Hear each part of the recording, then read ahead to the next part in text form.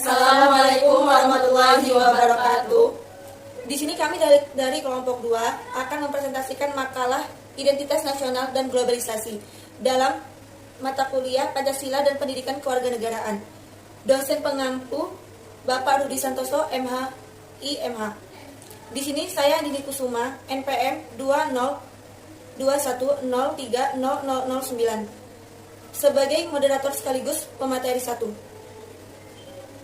Saya Asifaizatul Soleha, NPM 2021030024 sebagai pemateri 3. Saya Angelika Husna Nabila SW dengan NPM 2021030392 pemateri 4. Saya Anissa Dian Fatia dengan NPM 2021030017 sebagai pemateri 2. Latar belakang masalah.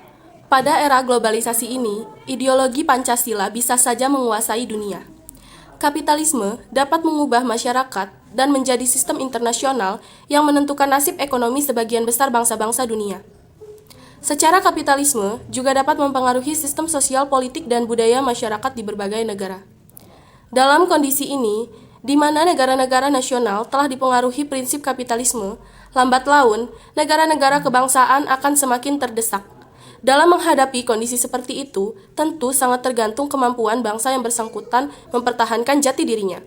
Merujuk dalam buku Ubaidillah dan Abdul Razak 2016 51-60 bahwa setiap bangsa yang memiliki ciri khas tersendiri akan menghadapi tantangan dari pengaruh budaya asing. Jika suatu bangsa dihadapkan dengan tantangan yang cukup besar, sementara kemampuan untuk merespon tantangan relatif kecil, dimungkinkan bangsa bersangkutan menjadi punah. Namun demikian, jika tantangan yang dihadapi kecil, sementara kemampuan yang dimiliki bangsa untuk menghadapinya cukup besar, maka bangsa yang bersangkutan tidak akan berkembang menjadi bangsa yang kreatif. Karena itu, setiap bangsa yang ingin eksis dalam pergaulan internasional haruslah meletakkan jati diri dan identitas nasionalnya sebagai dasar kepribadian. Demikian halnya dengan bangsa Indonesia, agar tetap eksis menghadapi globalisasi, maka harus meletakkan jati diri dan identitas nasional yang merupakan kepribadian Indonesia sebagai dasar pengembangan kreativitas budaya dalam pergaulan internasional.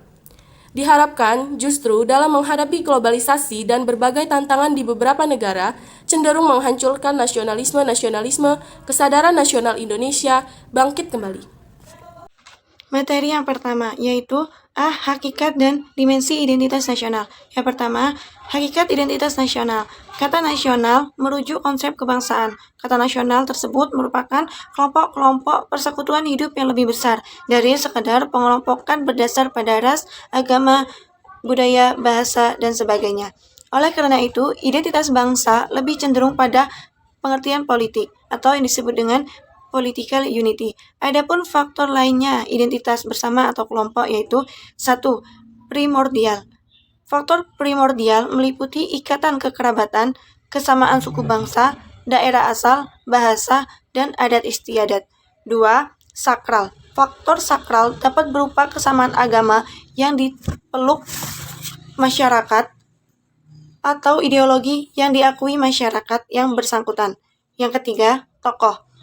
Kepemimpinan para tokoh yang disegani dan dihormati masyarakat pada suatu tempat berpengaruh besar terhadap masyarakat tersebut.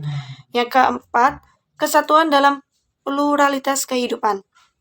Kesatuan di Indonesia dilambangkan dalam kalimat Bhinneka Tunggal Ika atau dalam istilah aslinya adalah Unity in Diversity. Yang kelima, sejarah. Pandangan yang sama di antara warga tentang sejarah mereka dapat menyatukan diri dalam satu bangsa. Yang keenam, perkembangan ekonomi. Perkembangan ekonomi akan melahirkan spesialisasi pekerjaan dan profesi sesuai dengan macam kebutuhan masyarakat seiring perkembangan era. 7. Kelembagaan. Berupa lembaga pemerintahan dan politik, seperti birokrasi, angkatan bersenjata, pengadilan, dan partai politik.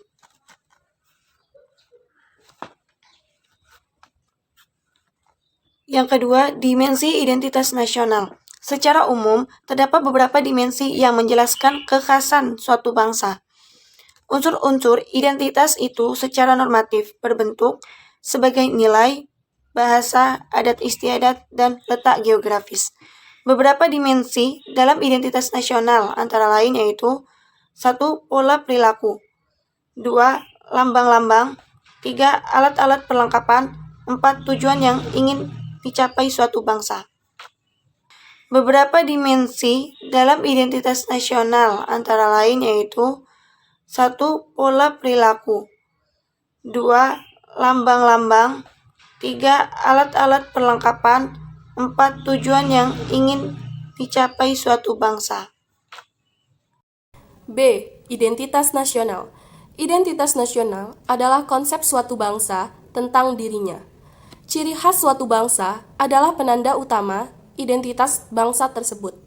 Karena menyangkut diri atau ciri suatu bangsa, maka konfirmasi atau penegasan terhadap identitas nasional suatu bangsa selalu merujuk atau mengacu pada hakikat bangsa itu sendiri. Dalam konteks Indonesia, identitas nasional mengacu pada Pancasila sebagai hakikat Indonesia. Secara etimologis, istilah identitas nasional berasal dari kata identitas dan nasional.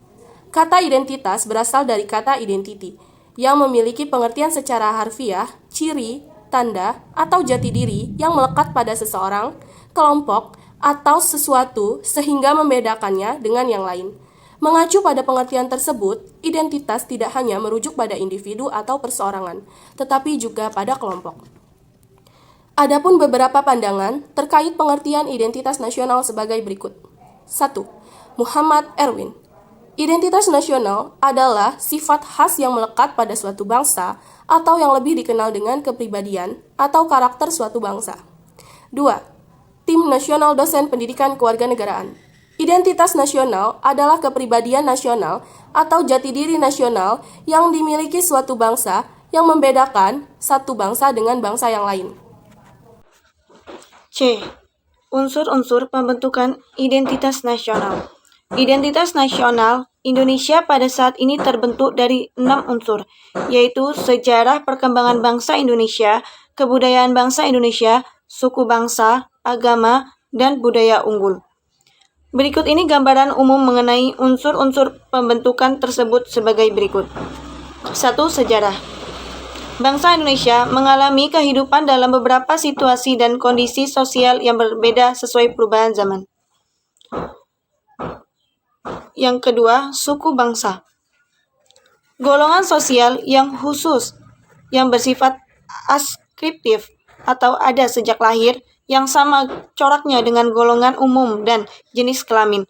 Di Indonesia terdapat banyak sekali suku bangsa atau kelompok etnis dengan tidak kurang 300 dialek bahasa. Yang ketiga, agama. Bangsa Indonesia dikenal sebagai masyarakat yang agamis. Agama-agama yang tumbuh dan berkembang di Nusantara adalah agama Islam, Kristen, Katolik, Hindu, Buddha, dan Konghucu. 4. Kebudayaan. Aspek kebudayaan menjadi unsur pembentuk identitas nasional meliputi 3 unsur, yaitu akal budi, peradaban atau civility, dan pengetahuan atau knowledge. Kebudayaan merupakan milik bersama dalam suatu kelompok. Artinya, para warganya memiliki bersama sejumlah pola-pola berpikir dan berkelakuan yang didapat dan dikembangkan melalui proses belajar. 5. Budaya unggul. Dalam UUD 1945 menyatakan bahwa bangsa Indonesia berjuang dan mengembangkan dirinya sebagai bangsa yang merdeka, berdaulat, bersatu, maju, makmur, serta adil atau berkesejahteraan. 6. Bahasa.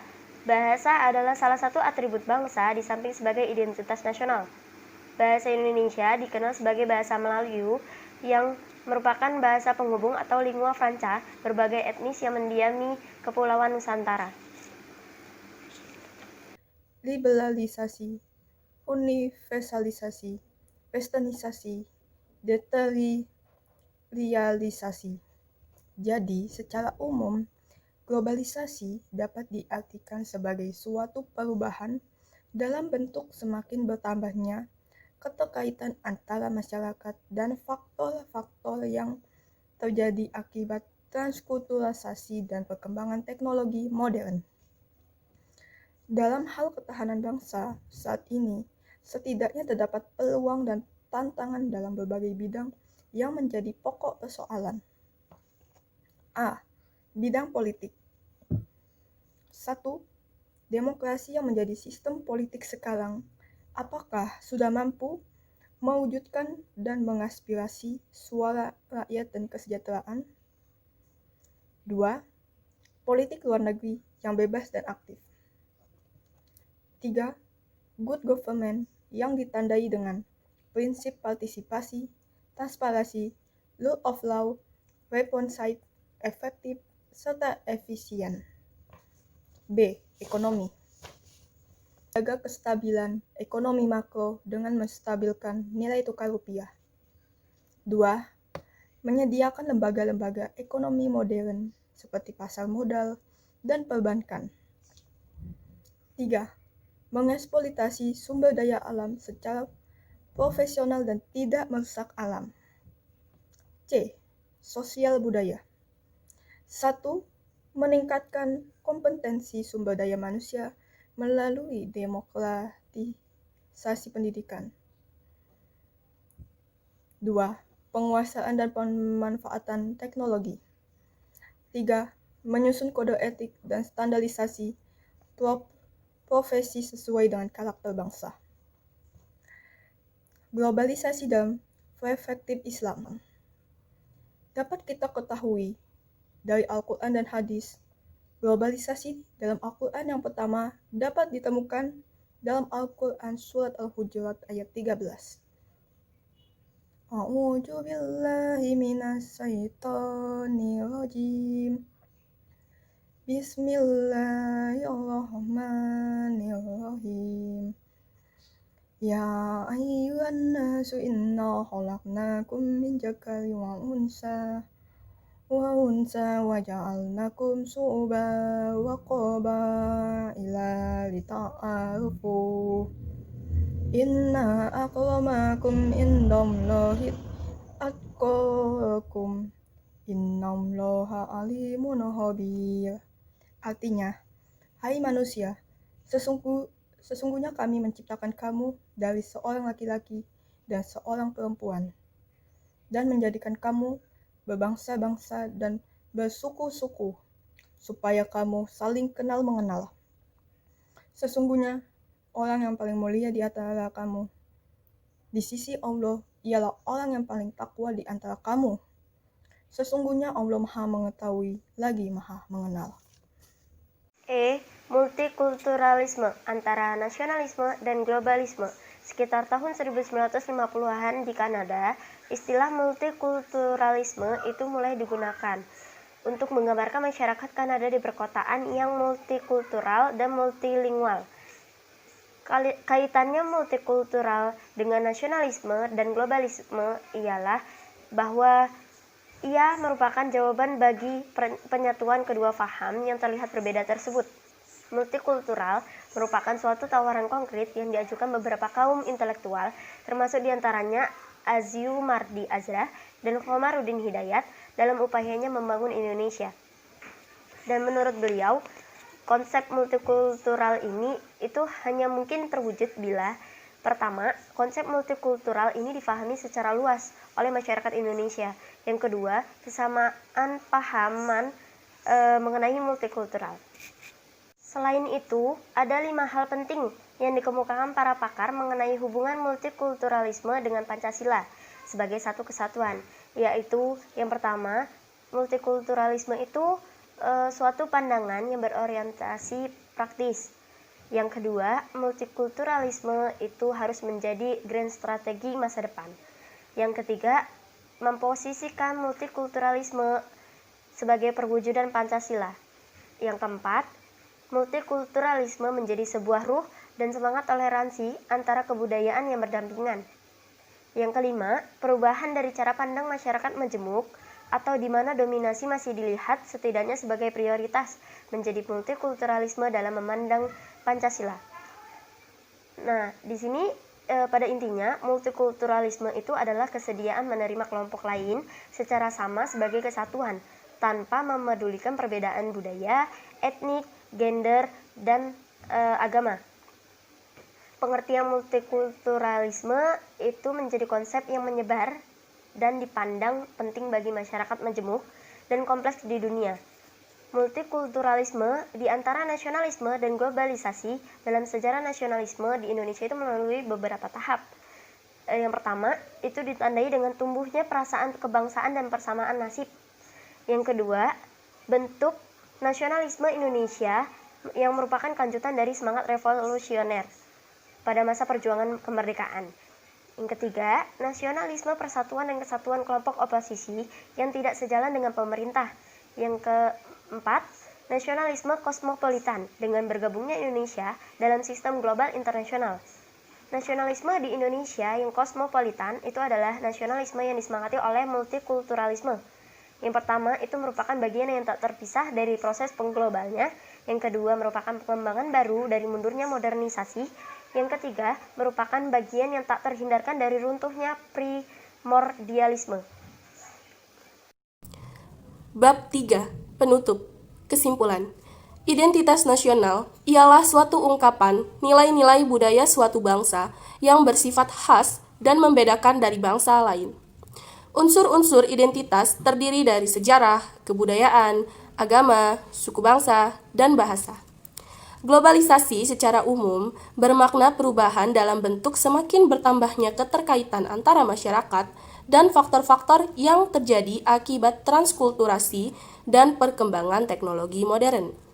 Arti dari multikulturalisme suatu pemahaman ataupun faham yang mampu menyandingkan berbagai perbedaan baik etnis maupun tidak dalam upayanya hidup berdampingan dengan damai. Multikulturalisme merupakan suatu tawaran konkret untuk membangun Indonesia, menemukan kembali identitas nasionalnya, dan menghubungkannya dengan Pancasila sebagai dasar bagi didirikannya negara Indonesia. Presentasi dari kelompok kami, apabila terdapat kekurangan dan kesalahan, kami mohon maaf. Wassalamualaikum warahmatullahi wabarakatuh.